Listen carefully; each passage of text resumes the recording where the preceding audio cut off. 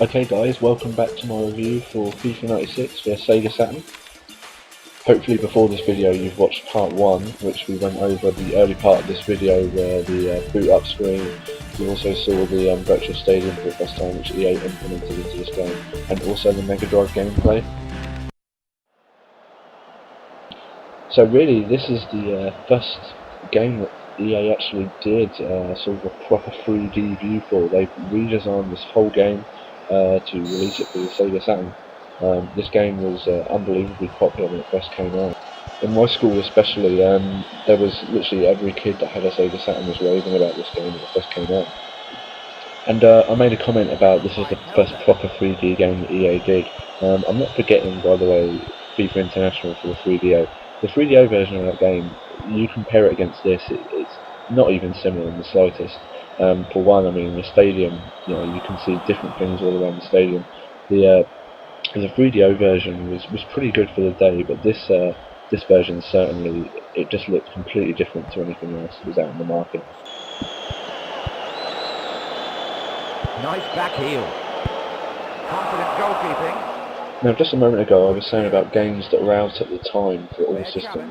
Of course, some of the main competitors against FIFA 96 for Sega Saturn would have been Euro 96. This game was pretty well hyped, as obviously the tournament was held in England this year, and the developers hoped to release this game on the back of the tournament's overwhelming success. Unfortunately, this game never really lived up to the developers' hype, and it was pretty easy to see why by just looking at the screenshots here. It just felt like the game had been rushed when you played it, and it's a game I actually plan to review on my channel later on, as I do actually own this game.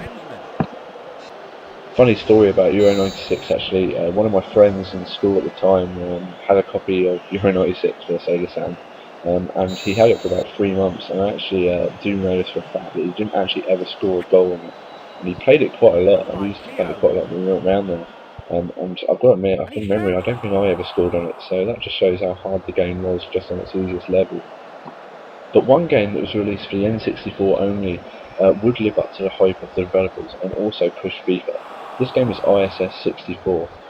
Now, from playing FIFA for the Saturn for the first time here, I can honestly say that I prefer ISS 64 more. As you can see from the screenshots, it was incredibly detailed, and the game was played at a slightly different camera angle to FIFA 96. But ISS 64 is a review for another day. Now, I'm fast approaching half time here, and I just thought I'd let you know that during half time you actually get a video that plays on a video screen with the scores of the game that you're currently playing. I did touch earlier on in this review on the fact that EA incorporated video into these new games for the new systems, and it was quite a cool addition if you ask me. It brought something different to the game, with videos taken from what looks to be the 1994 World Cup.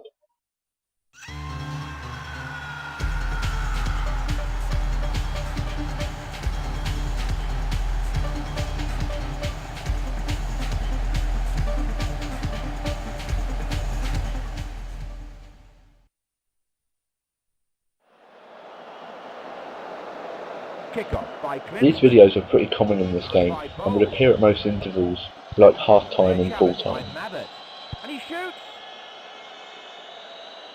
Whilst doing the review for this game, I did notice that a lot of the players' techniques are very similar to the Megadrive version.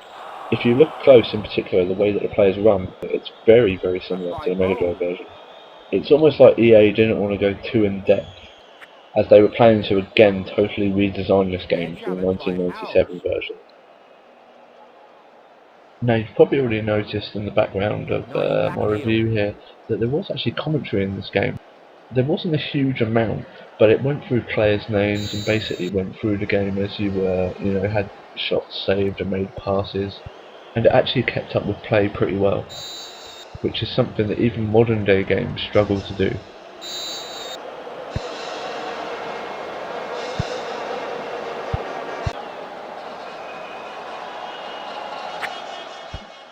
Anyway guys, I'm now going to start to wrap up the review for this game. I hope you've managed to take in quite a lot of the stuff from, especially the Sega Saturn version here. I myself had never played this before this review, and I was very impressed with all the 3D elements and the amount of work EA had gone to on this game. Considering they had just been designing games really for 16-bit consoles, 3DO aside, it was pretty remarkable what they managed to do for this game. I would definitely recommend this game to any football fans, and it's still reasonably playable today. But due to the lack of creation zone and transferability on the Saturn version in particular, I would still have to Winterburn. side with the Megadrive version as being my Pass favourite by version for this game. Winterburn. So all that's really left to say is thanks for watching, and I'll see you all back here soon.